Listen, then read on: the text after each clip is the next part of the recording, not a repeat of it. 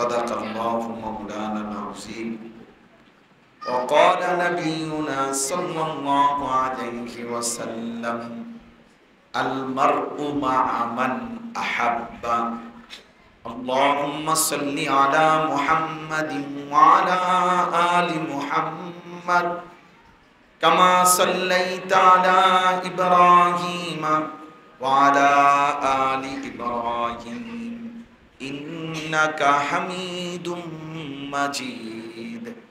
اللهم بارك على محمد وعلى آل محمد كما باركت على إبراهيم وعلى آل إبراهيم إنك حميد مجيد. سبحانك لا علم لنا إلا ما علمتنا إنك أنت العليم الحكيم.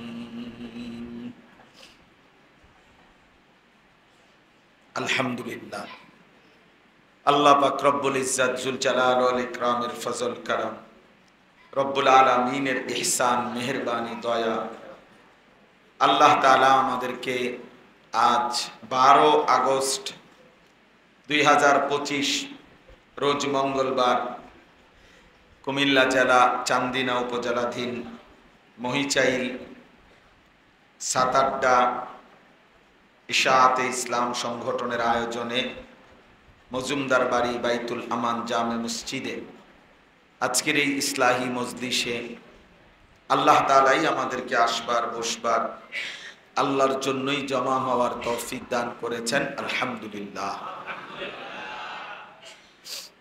কোরআনুল কারীমের 6 নম্বর পারা 5 নম্বর সূরা, সূরাটির নাম হচ্ছে সূরায়ে মায়েদা। এই সূরার 54, 55, 56 এই 2টি আয়াত আমি আপনাদের সামনে তেলাওয়াত করেছি। ইনশাআল্লাহ এই 2 আয়াতের আলোকে সামান্য কিছু কথা আমরা আরজ করতে চাই। আল্লাহ তাআলা আমাদেরকে তৌফিক দান করেন। মূলত আলহামদুলিল্লাহ এখানে আমরা যারা বসছি, যেতটুকু আমরা প্রত্যেকেই বুঝি যে আমরা মুসলিম, মুসলমান, আমরা মুমিন। যদিও ঈমান ইসলামের ক্ষেত্রে আমাদের অনেক ঘাটতি আছে, কমতি আছে, কিন্তু মোটামুটি আমরা আমাদেরকে মুসলিম হিসাবেই পরিচয় দিই, মুসলমান হিসাবেই ভাবি, মুমিন হিসাবেই ভাবি, এবং এই ব্যাপারে আমরা এই পরিচয় দিতে লজ্জিত না। কারণ আমাদের মধ্যে এই ব্যাপারে কোনো যে আমি মুসলিম বলতে নিজে লজ্জা বোধ করি বা বিব্রত বোধ করি এমন না। আলহামদুলিল্লাহ আমরা এই পরিচয়ের প্রতি নিজেরা সন্তুষ্টই। আলহামদুলিল্লাহ, এটাও অনেক বড় নিয়ামত। হাদিসের মধ্যে আছে রাসূলুল্লাহ সাল্লাল্লাহু আলাইহি ওয়াসাল্লাম, সাহাবায়ে কেরাম এই 3 বিষয়ের উপরে সর্বদাই সন্তুষ্ট থাকতেন, ছিলেন। 1 নম্বর হলো রাদিতু বিল্লাহি রাব্বা, 2 নম্বর হলো অবিল ইসলামি দীনা, 3 নম্বর হলো অবি মুহাম্মাদিন সাল্লাল্লাহু আলাইহি ওয়াসাল্লাম নবিয়্যান ওয়া রাসূলা। আমি এই কথার উপরে সন্তুষ্ট আছি যে আল্লাহ আমার রব। 2 নম্বর আমি এই কথার উপরে সন্তুষ্ট আছি যে ইসলাম আমার ধর্ম। 3 নম্বর আমি এই কথার উপরে সন্তুষ্ট আছি যে মুহাম্মদ সাল্লাল্লাহু আলাইহি ওয়াসাল্লাম তিনি আমার নবী, আমার রাসূল। এই 3 নিয়ামত, এটার উপরে যে দিলের মধ্যে সন্তুষ্ট থাকা, খুশি হওয়া, এটা অনেক বড় নিয়ামত, অনেক বড়। আমি যদি মনে করি যে আজকে যদি আমি মুসলমান না হইতাম তাইলে হয়তো এটা পাইতাম, আজকে যদি আমরা মুসলমান না হইতাম তাইলে আমরা হয়তো এত মার খাইতাম না, আজকে যদি আমরা মুসলমান না হইতাম তাইলে হয়তো ইউরোপ আমেরিকার আরো অনেক আনন্দ ফুর্তি করতে পারতাম।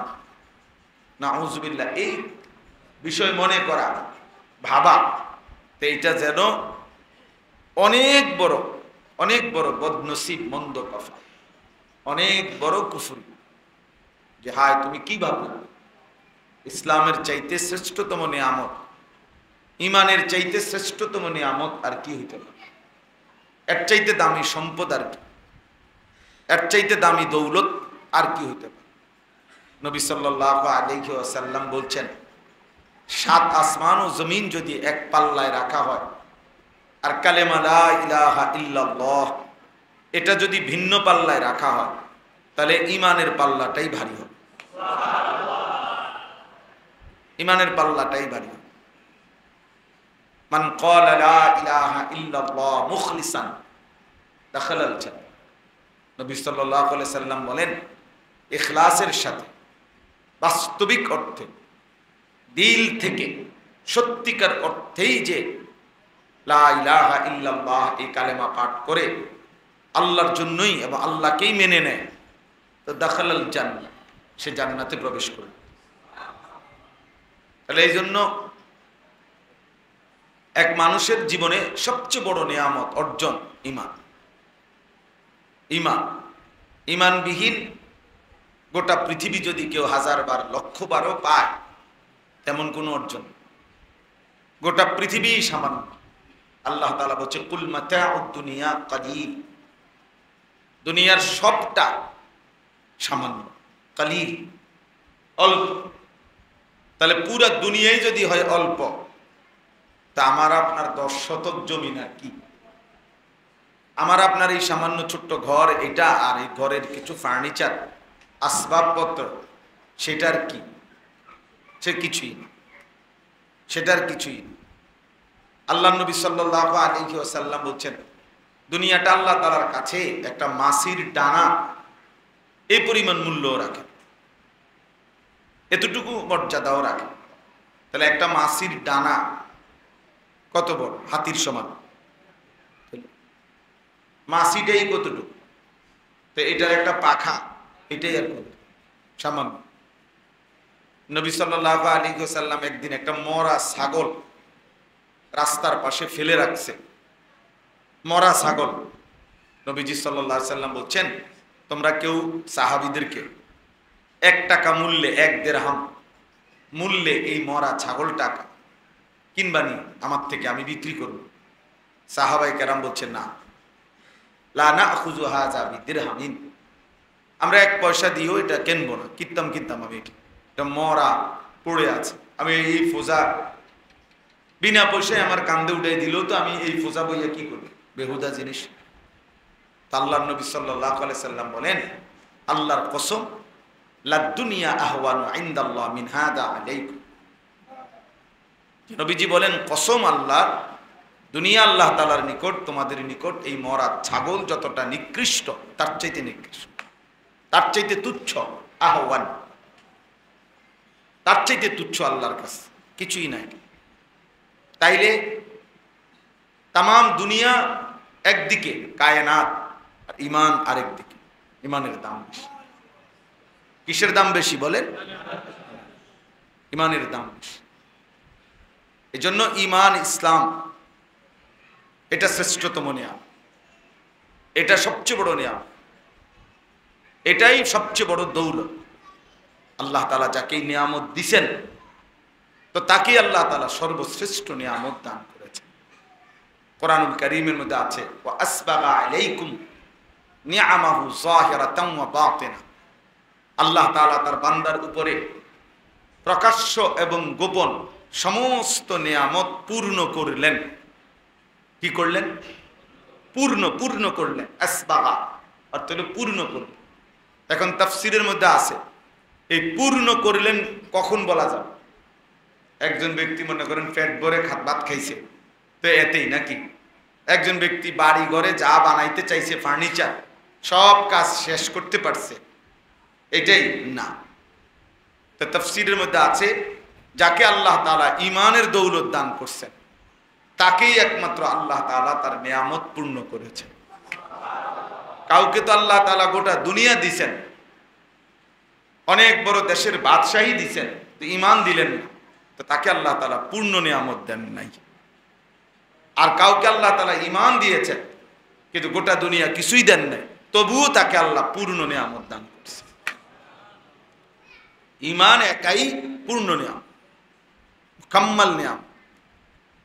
দুনিয়া বাকিটা আপনি যত বেশি অর্জন করেন আর যত কমই অর্জন করেন, আপনাকে রাইখেই যাইতে হবে। খুব বেশি সম্পদও রেখে যাইতে হবে, খুব সামান্য সম্পদও কি রেখেই যাইতে হবে, খালাস। তাহলে যেটা থাকবেই না, এটা শ্রেষ্ঠ নিয়ামত হইতে পারে না, নিয়ামত হইতে পারে। জিনাতুল হায়াতিদ দুনিয়া, এটা দুনিয়ার সৌন্দর্য। জাহারাতুল হায়াতিদ দুনিয়া, দুনিয়ার ফুল। আল্লাহ বলছে দুনিয়ার এই সবটা একটা ফুলের মতো।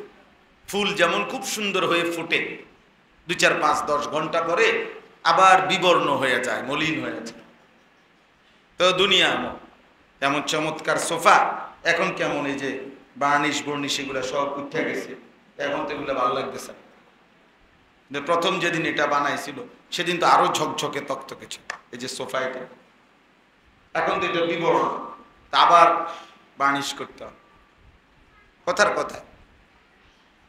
তাইলে এক মানুষের জীবনের শ্রেষ্ঠতম সম্পদ ঈমান, ইসলাম, মুসলিম পরিচয়, মুমিন পরিচয়। যে ব্যক্তি এই পরিচয় থেকে ছুটে যায়, শিরিক করে, কুফর করে, ফেরেশতা যেন তাকে 7 আসমান থেকে ছুঁড়ে মারে, তারা যেন মাথা তুললে আসার মারে। যা, কোরআন শরীফ আছে, ওয়া মান ইউশরিক বিল্লাহ ফাকান্নামা খাররা মিনাস সামা। যে আল্লাহর সাথে শিরিক করবে সে যেন আসমান থেকে পড়ে গেল, সে যেন আসমান থেকে কি হয়ে গেল, ছিটকে পড়ল। মানে অনেক উচ্চে যার মর্যাদা ছিল, সেই মর্যাদা থেকে সে ছিটকে পড়ল। যে শিরিক করল, যে আল্লাহকে ত্যাগ করল, যে ঈমানের বাঁধন থেকে ছুটে গেল, ইসলামের বন্ধন থেকে ছুটে গেল, এটা বড় বিষয়। এজন্য এক মানুষের খুব খেয়াল করা উচিত, ঈমান যাতে আমার ক্ষতিগ্রস্ত না। এই বাচ্চা এগুলো কি জন্য আনলেন আপনারা, বুঝলাম না। হঠাৎ এগুলোর বাইর করে দেন, ছোট ছোট এই একেবারে পিচ্ছি বাচ্চা যেগুলো তো দরকার নাই ওদের, ওদের ওই যে মাঠে খেলতে কোন ডিস্টার্ব করে বারবার। জি, তো এই জন্য বললাম বারান্দায় বসায় দেন, অথবা ওখানে খেলতে কোন ওদেরকে বুঝাইয়া বলেন বাচ্চাদেরকে যে তোমরা খেলো। তো এই কারণে আমি বললাম ঈমান, কুফর, শিরিক, নিফাক, এই 3টি কারণে ঈমান ক্ষতিগ্রস্ত হয়। কুফরি করলে, শিরিক করলে, মুনাফিকি করলে। একজন মুসলমানের এটা জানা উচিত, কি কারণে কুফর হয়, কি কারণে শিরক হয়, কি কারণে মুনাফিকি হয়। মুনাফিকি হয় আমরা মামুলি মনে করি, ইসলাম অনেক বড়, জানার অনেক বিষয়। আপনাদের যদি গুরুত্ব থাকতো, প্রয়োজন থাকতো, নিজের ঈমান, আমল, আখিরাতের ফিকির থাকতো, তাহলে এই পৃথিবীর সবচেয়ে ব্যস্ততম মানুষ হইতো উলামায়ে কেরাম। ইমাম সাহেব তখন শ্বাস ফালানোর, দম ফালানোর টাইম পাইল না। এখন তো ইমাম সাহেবের কাম নাই, নামাজের 2 মিনিট আগে মসজিদে ঢোকে, 2 রাকাত সুন্নত পড়ে ইমাম সাহেব বাইরে নিজের কামরায় চলে যায়। কারণ কাজ তো নাই, জনগণ তো সালাম ফিরানো পর্যন্ত ওনাদের তো আর কোনো জানার কিছু নাই, শেখার কিছু নাই, ওনাদের তো কোনো প্রয়োজন নাই। ওনার দোকানে কাস্টমার, বাড়িতে বেডি রেডি হইয়া বসে রয়েছে, বিয়ার যাব, বুঝলেন না কথা, গরু গোসল করাই তৈব। তো ওনার দরকার হইলো বিয়া, ওনার দরকার হইলো বাপ, ওনার দরকার হইলো দোকান, চা, বন, বিড়ি। উনি আখিরাত দিয়ে করবো কি? উনি পরকাল দিয়ে করবে। যদি সে বুঝতো যে আমার হালাল হারামের মধ্যে আমার আখিরাত, তাহলে সে ঠিকই বারবার জিজ্ঞেস করত, এই ব্যবসাতে করতেছি, এটা হালাল না হারাম, এই পদ্ধতি হালাল না হারাম, আমি যে এটা করছি ওটা করছি, আমার কুফরি কি, শিরিক কি, আমারে বলেন। নিফাকি কি আমারে বলেন, বিদআত কি, হারাম কি বলে। আল্লাহ নবী সাল্লাল্লাহু আলাইহি ওয়াসাল্লাম বলছেন, 1 টাকা কারো অর্জন, কারো যে কোনো সম্পদের মধ্যে